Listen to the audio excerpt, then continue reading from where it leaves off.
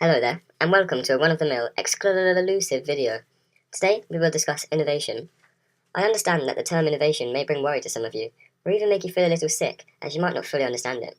By the way, if your face really is that shape, then you have bigger problems to worry about than innovation.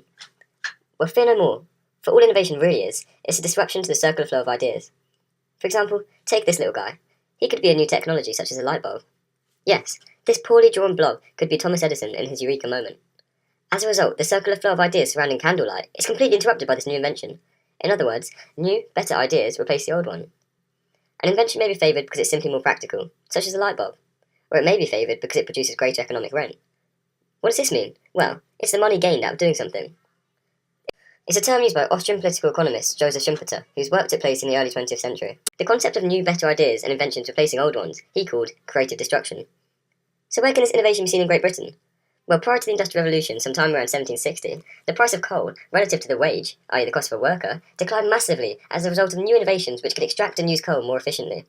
This change in input prices made coal a much more preferable option to opt for, and subsequently created greater incentives for innovation to produce more capital-intensive methods of production, such as inventing more efficient steam engines.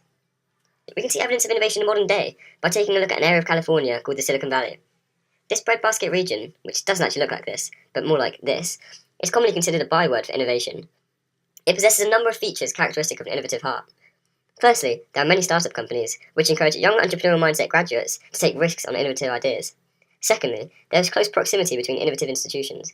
The state and research institutions, such as colleges, work together, for example through funding. Thirdly, it's a high-risk area. This is a notion commonly considered in the modern world, as many postmodern thinkers allude to the idea that we have now shifted to a world where the distribution of risks has replaced the distribution of wealth, based on a negative logic of disposition rather than a positive logic of acquisition. The social norms that exist in Silicon Valley are those which attract such risk-taking mindsets. Lastly, there are high numbers of investors with capital to inject into such young individuals in order to gain their economic rent. Where can this be seen in Bristol, however? For one, Bristol's innovative history can be linked to its nature as a port, which was a great factor in Bristol's participation in the slave trade. It enabled Bristol to form close trade links with Africa. Raw materials such as woolen cloth, iron, and brass were traded for slaves. In the West Indies and North America, slaves were sold for sugarcane, tobacco, and rum.